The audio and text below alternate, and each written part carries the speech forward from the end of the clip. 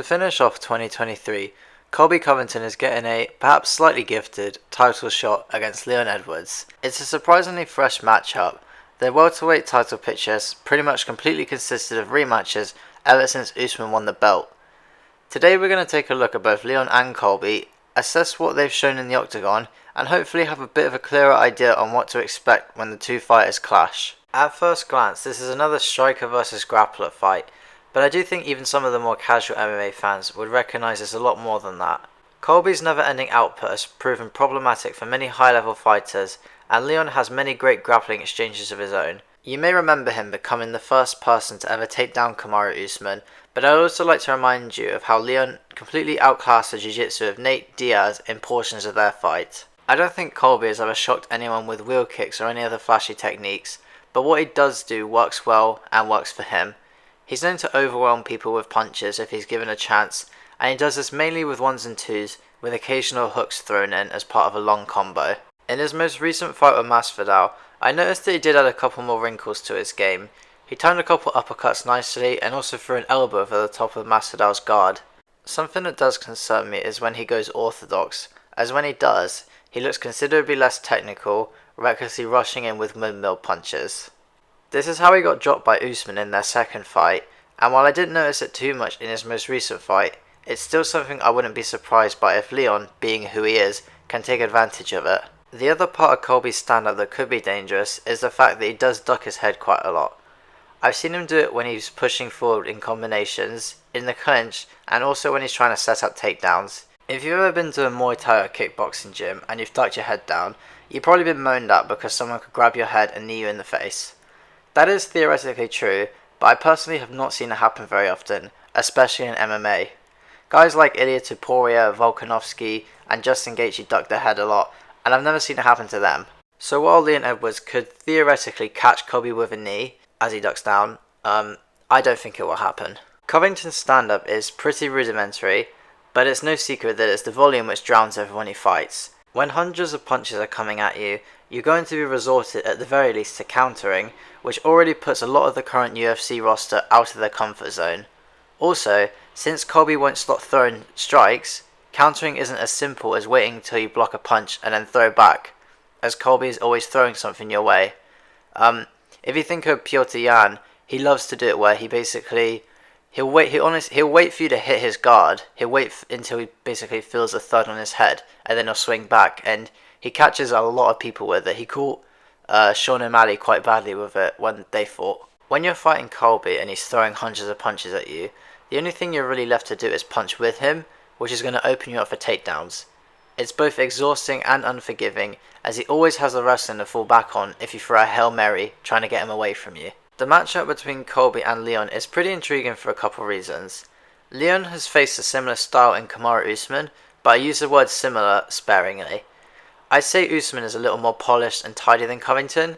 Where Covington goes for non-stop volume all fight long, Usman operates a little more sniper-like, favouring explosive movements over quick rapid punches. When Leon fought Usman the third time, he used lateral movement quite well to stop Usman from being able to set up takedowns. However, there were a couple times when he fell for the classic punch them for a bit and then shoot. The punch them for a bit and then go for a takedown. It's a classic technique wrestlers like to use, as the punches up top cause their opponent to either lean their head back, which exposes their hips, to basically just cover up, which also exposes their hips, or punch back, which kind of takes their mind away from the wrestling threat. This is something Covington can have success with in this fight, as when Leon gets stuck against the fence, he does tend to shell up and leave his hips open. Leon does move well laterally, but there were points when this happened even in his most recent fight. When Colby does get his opponent on the ground, he loves to make them think he's attempting chokes, when in reality he's just tiring them out more and more. From the position where his opponent is sat on a hip and then Colby is kind of on top, I'll show a picture of it, but yeah, from that position, he loves to basically wrap up a rear naked choke and then squeeze it just enough for it to be threatening, which causes people to make big movements in order to escape. It's a tactic we don't see very often in the UFC, with Colby probably being the most notable pioneer, and he'll go for it pretty much every chance he gets, which just plays more and more into his game plan of exhausting his opponents. Leon's BJJ is pretty decent for welterweight, where it seems like a lot of the wrestlers don't bother to learn a lot of jiu-jitsu, but seeing Colby do this to pretty much everyone he fights, it's hard seeing Leon do anything drastically different on the ground. Colby has a pretty safe style on the ground where he won't punch himself out of position or go for risky maneuvers, so I think Leon's focus should be just on getting up at all costs instead of like, a submission or something like that. The thing I noticed when going over Covington's fights is when he lets the legs go, his opponent gets up. It was most apparent when he faced Robbie Lawler, as Lawler looked completely out of his depth on the ground, but would get up every single time Colby let his legs go, almost to the point as if Lawler was like waiting for Colby to let his legs go, and then he would just get up. The same sort of thing happened when Colby fought Masvidal as well. So while I don't think Leon should just wait until Colby releases his legs, I think freeing the legs should be a priority for Leon when strategizing how to get back to his feet, even when Colby is tugging at his neck and doing stuff like that. The last thing that I want to go over before I make a prediction for the fight is the clinch. It's interesting to me because both fighters use the clinch in different ways.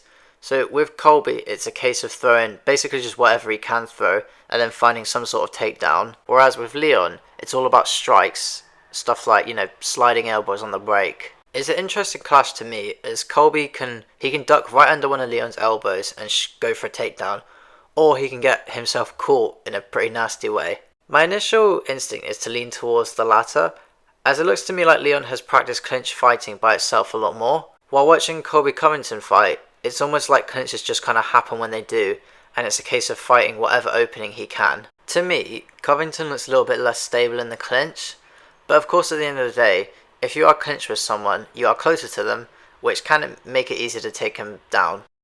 So my initial thoughts about this fight were pretty torn, and even now I'm still really back and forth on who I think is going to win. It's an intriguing matchup, and it's one of those fights where it's hard to know what's going to happen. But in spite of it being a difficult one to call, I think I'm going to have to lean slightly towards Leon Edwards for a couple of reasons, although I'm really not very confident about it. The first reason is kind of the stuff that we've been talking about, like the stylistic matchup, the fact that Colby has some habits that do concern me, and the fact that Leon's wrestling defense has never looked better.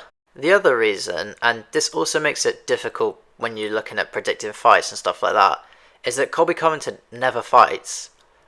His last fight was March 2022, and to put it into comparison, Leon has had 2 5-round title fights since then. It's frustrating with people like Covington, firstly because I'm a fan and I want to see him fight. He's not exactly young anymore, and I wish that we saw him more often. And then the second reason being that when someone's inactive, you don't know why it is, and then that can also have an effect on the fight. For all we know, Colby could have had a nasty injury and has only been training for a few months, or he could have spent the past year and a half doing Muay Thai and he's going to come out and try and head kick Leon. We don't really know, because when he's not fighting, he's actually pretty quiet on the internet. All we know is that he's had legal battles involving Masvidal, and he also got his black belt in BJJ, I think. It's frustrating when the fighters are so inactive, but there's not much we can do really about it. We can beg fighters to fight more, but I don't think that will do much. In my opinion, inactivity is almost never a good sign, and there have been a lot of guys who have come back after long layoffs and then get smoked. I'm not saying that Colby is just going to come back and just get ran through, but I think the inactivity is probably going to give the edge to Leon in this fight. So yeah, I think Leon's probably going to win, and I think he might get a late TKO, something in like the maybe 4th or 5th round. And it's actually not because I'm biased. I'm actually a pretty big fan of both of these fighters, but yeah, I think Leon's going to win this one. When I was doing a breakdown for this video, I was trying to sort of say things that other people weren't saying. I was trying to kind of notice things that you might not have noticed, and I hope that you maybe learned something when you watch this video.